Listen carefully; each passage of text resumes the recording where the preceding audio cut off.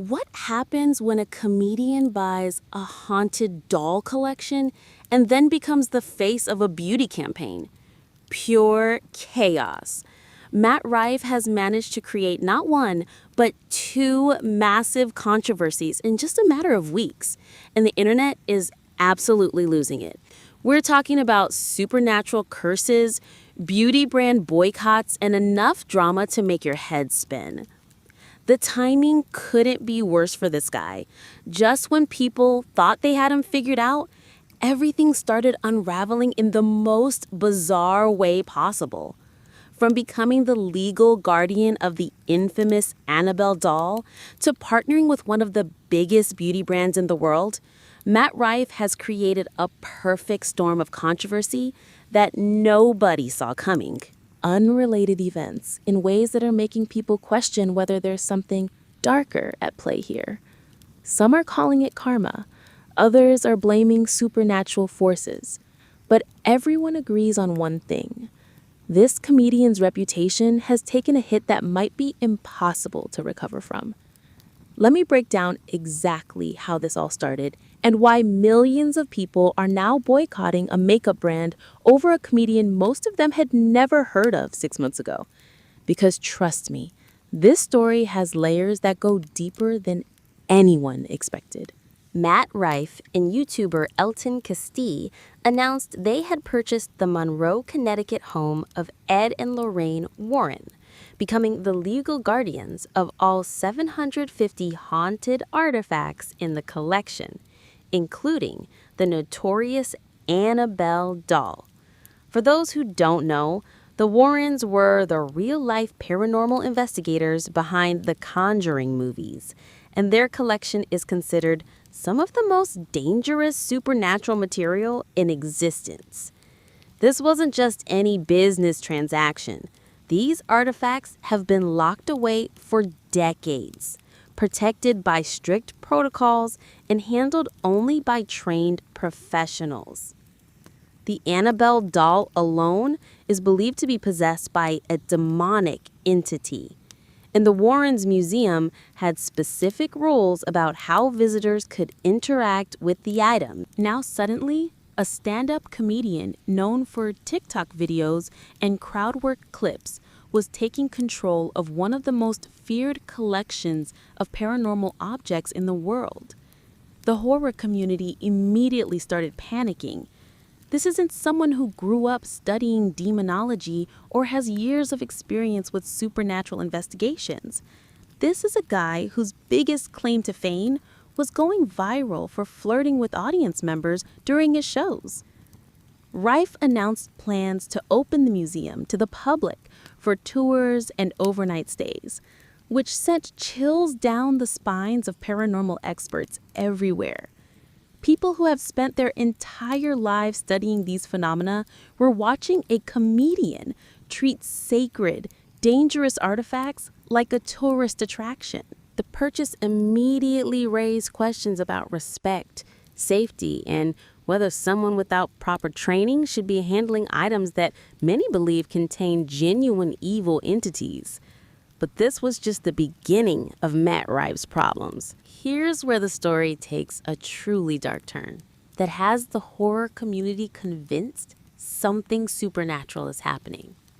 Just before Rife's purchase, the Annabelle doll had been on the Devil's on the Run tour.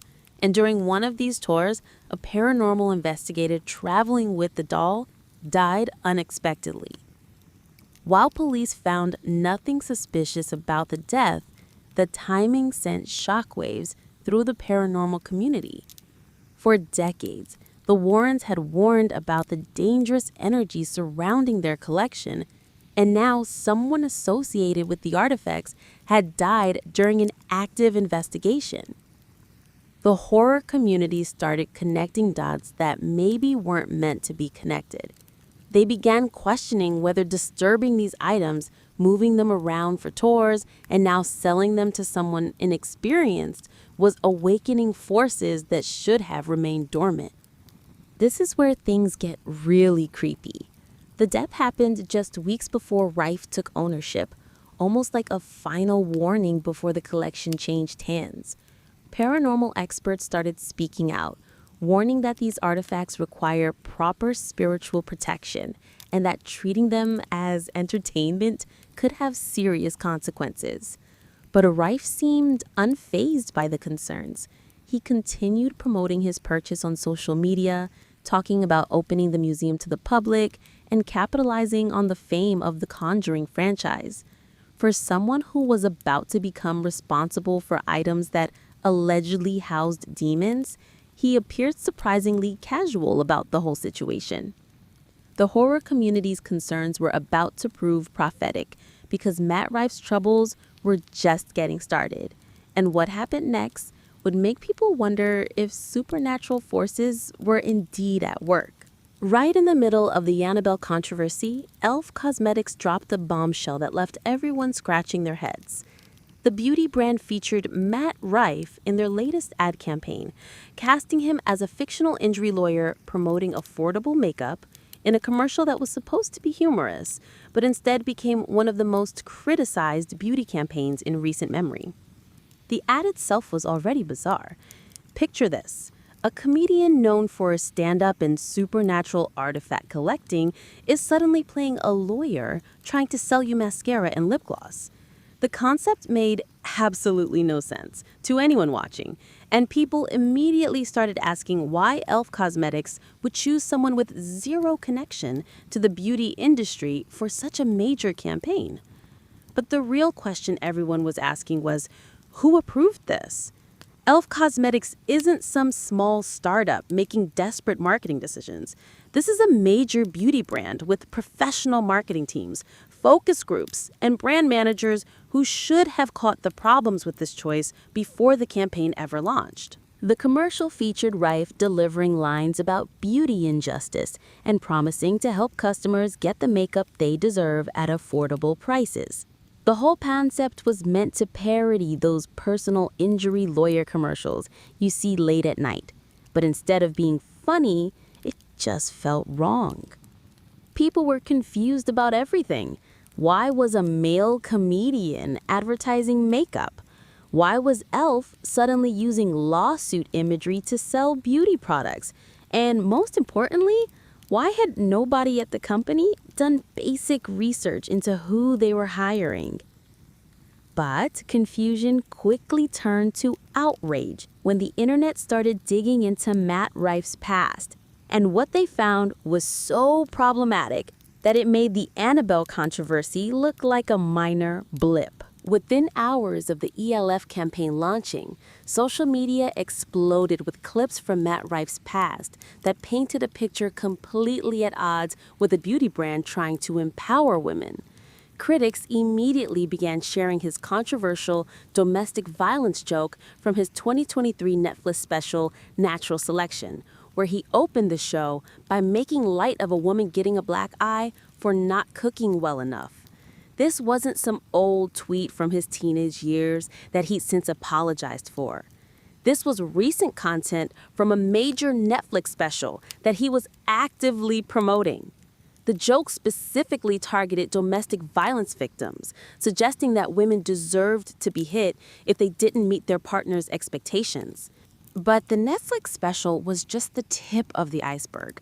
People started sharing clips from podcast appearances where Rife made explicitly misogynistic comments about women's bodies, particularly targeting his ex-girlfriend, Brooke Schofield.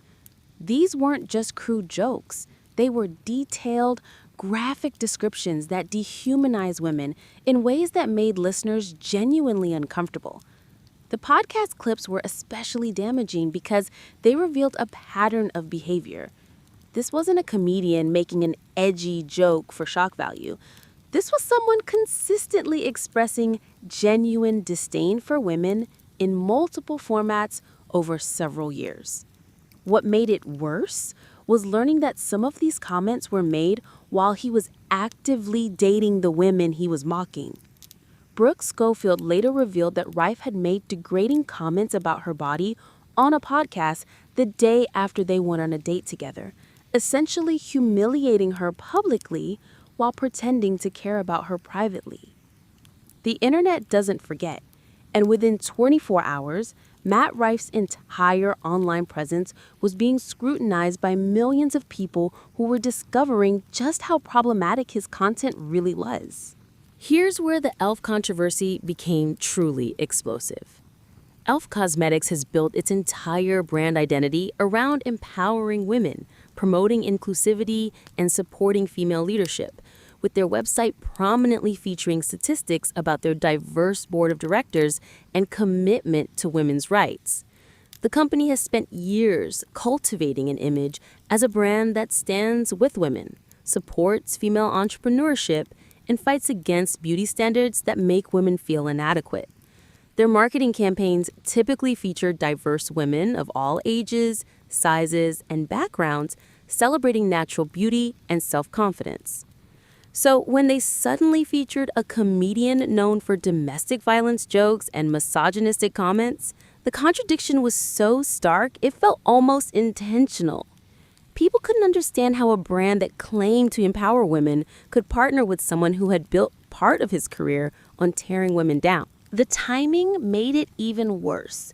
This campaign launched during a period when brands are being held more accountable than ever for their partnerships and messaging. Consumers are paying attention to whether companies actually support the values they claim to represent, and e.l.f. had just failed that test spectacularly. Social media users started posting side-by-side comparisons of e.l.f.'s empowerment messaging with Matt Rife's most offensive content, creating a visual representation of the brand's hypocrisy that was impossible to ignore. The contrast was so jarring that it looked like a parody of corporate contradiction. Beauty influencers who had spent years promoting e.l.f. products suddenly found themselves in an awkward position, having to choose between supporting a brand they'd worked with and standing by their principles about respecting women.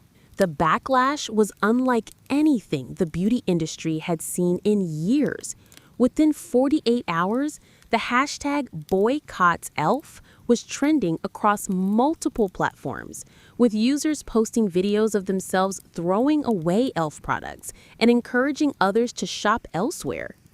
Beauty creators who had built their entire platforms around affordable makeup tutorials suddenly had to address whether they could continue featuring e.l.f.'s products in their content. Many chose to distance themselves from the brand entirely, citing the disconnect between e.l.f.'s stated values and their choice of spokesperson. The criticism wasn't just coming from random internet users.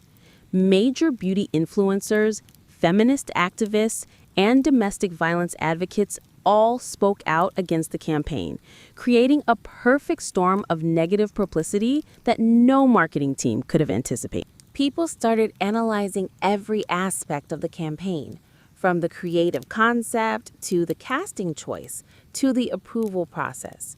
They wanted to know who signed off on this decision and whether anyone at e.l.f. had considered the implications of partnering with someone with such a problematic public record. The controversy also sparked broader conversations about accountability in influencer marketing and whether brands have a responsibility to thoroughly vet their partners before featuring them in campaigns. Many pointed out that a simple Google search would have revealed Matt Rife's controversial content, making e.l.f.'s choice seem either negligent or deliberately provocative. Some critics suggested the controversy was intentional, a way to generate buzz and get people talking about the brand through outrage marketing. But if that was the strategy, it backfired spectacularly when longtime customers started switching to competitors. e.l.f.'s chief marketing officer tried to address the situation by saying there was a big gap between our intentions and how this missed the mark for some people. But the response only fueled more anger. The company initially issued a statement acknowledging they had missed the mark, but stopped short of apologizing or explaining their vetting process. The lukewarm response felt like they were trying to have it both ways, acknowledging the problem without taking full responsibility for creating it. What really frustrated people was that e.l.f. kept the controversial ads up on their social media accounts even after issuing their statement. If they truly understood why people were upset, critics argued they would have immediately removed all content featuring Matt Rife from their platforms. The brand's hesitation to fully commit to addressing the issue made their apology feel insincere and calculated. People felt like e.l.f. was more concerned about the financial investment they'd made in the campaign than about the values they claimed to represent. Beauty industry experts started questioning whether this controversy would permanently damage e.l.f.'s reputation, particularly among younger consumers who place high value on brand authenticity and social responsibility. The situation also raised questions about crisis management in the age of social media, where brands have hours, not days, to respond to backlash before it spirals completely out of control. Here's where this story takes a turn that nobody could have predicted. As both controversies continued to unfold, people started connecting Matt Rife's recent problems to his purchase of the Warren collection, creating theories that sound like something out of a horror movie. Social media users began speculating that the Annabelle doll and other haunted artifacts were somehow influencing events in Rife's life, pointing to the suspicious timing of his controversies. They noted that his problems seemed to escalate dramatically after he took possession of the collection. The paranormal community, already upset about his purchase, started suggesting that the artifacts were protecting themselves by turning public opinion against their new owner. Some claimed that demonic entities don't like being commercialized and were striking back against someone who planned to exploit them for profit. While these theories might sound ridiculous, they gained surprising traction online, especially among people who are already fascinated by the Conjuring franchise and supernatural phenomena. The idea that Matt Rife was being cursed for disrespecting haunted artifacts appealed to people's sense of cosmic justice. Whether you believe in supernatural influences or not, the timing of these controversies is genuinely bizarre. In the span of a few weeks, a comedian went from viral TikTok success to being boycotted by major beauty brands and criticized by horror experts, all connected to his decision to buy a collection of allegedly cursed objects. Some people started warning that worse things might happen if Rife continued to treat the Warren collection as a business opportunity rather than respecting the spiritual significance these items hold for many people. The convergence of horror, beauty, comedy, and supernatural speculation created a perfect storm of internet drama that nobody could have written as fiction, because it would have seemed too unbelievable. This entire situation raises bigger questions about accountability, brand partnerships, and whether there are some things that shouldn't be commercialized. Matt Rife's month of controversies serves as a cautionary tale about the dangers of pursuing viral fame without considering the consequences of your actions. Whether the Annabelle doll is actually cursing him or he's just facing the natural results of his own poor decisions, one thing is clear. Matt Rife has learned that sometimes the internet never forgets, and sometimes your past comes back to haunt you in ways you never expected. The beauty industry will likely be more careful about vetting influencer partnerships after this debacle, and the horror community will continue watching to see what happens next with their precious artifacts. As for Matt Rife, he's probably wishing he'd stuck to regular comedy shows instead of venturing into haunted dolls and makeup commercials. But knowing the internet, this is probably just the beginning of the story. When you're dealing with supernatural forces and beauty brand boycotts, there's always another twist waiting around the corner.